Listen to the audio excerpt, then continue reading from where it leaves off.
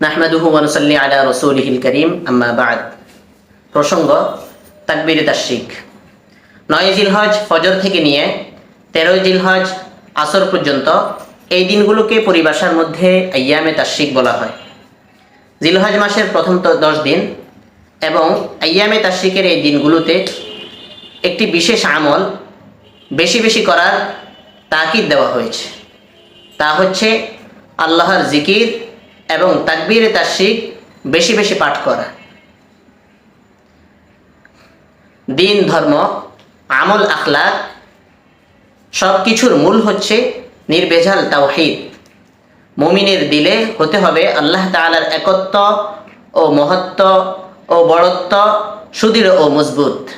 তাই তো আল্লাহর একত্ব ও মহত্বকে আরও মজবুত ও শানিত করতেই এই দিনগুলোতে বেশি বেশি আল্লাহর জিকির এবং তাকবীরে তাশরিক পাঠ করার তাকিদ দেওয়া হয়েছে।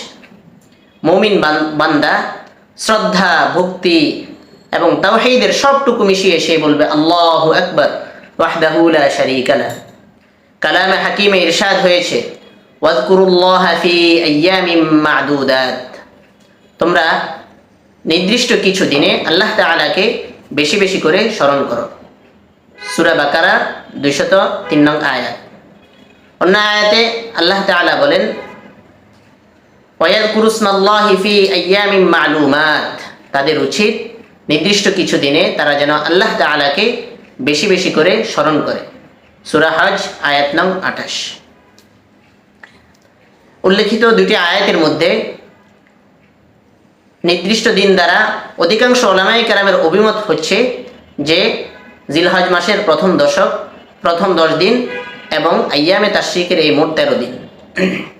এই দিনগুলোতে আল্লাহর জিকির এবং বেশি বেশি তাকবীর পাঠ করার যে কারণ তা সম্পর্কে ইমাম খাত্তাবী রাহিমাহুল্লাহ তাআলা বলেন যে জাহিলি যুগে লোকেরা যুগ যুগ ধরে তাদের কথিত প্রভুদের নামে তারা প্রাণী উৎসর্গ করত।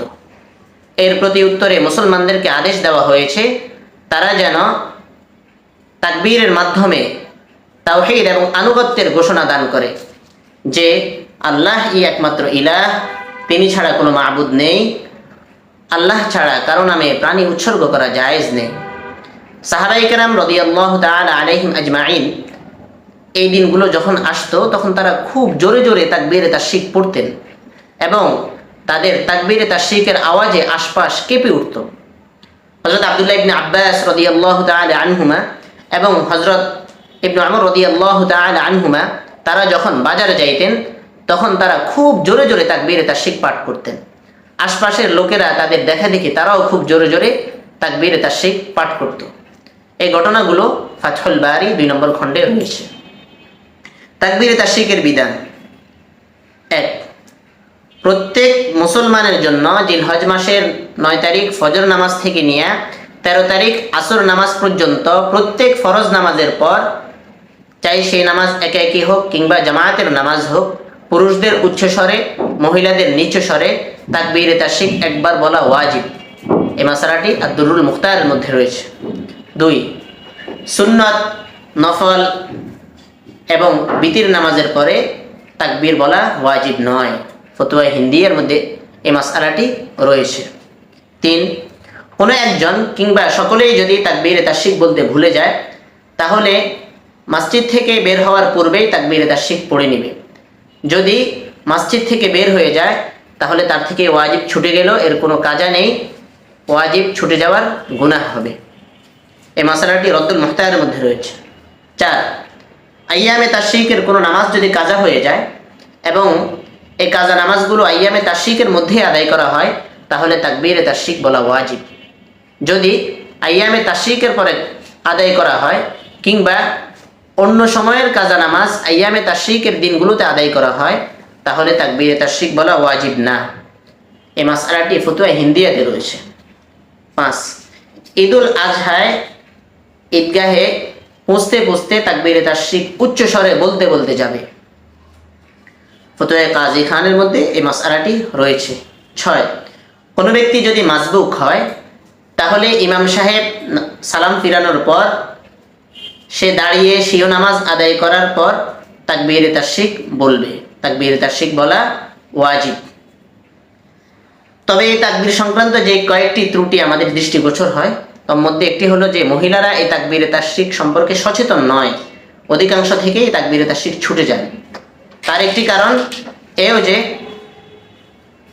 পুরুষরা মসজিদে নামাজ পড়ে, তাই পুরুষদের মনে না থাকলেও অন্যদের দেখা দেখি তারা এই আমলটা করে নেয়, কিন্তু মহিলাদের জন্য তো তা তো সম্ভব নয়।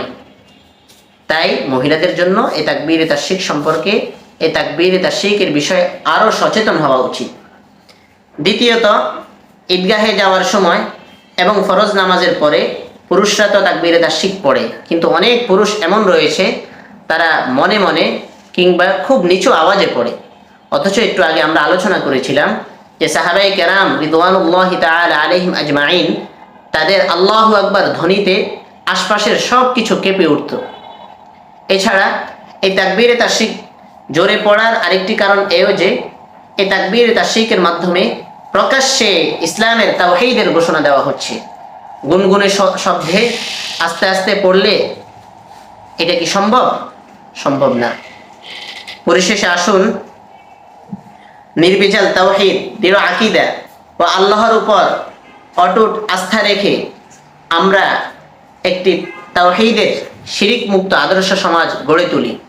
এই 13টি দিনের এটি মৌলিক বাণী এবং তাকবীরে তাশরিকের এটি মহান শিক্ষা।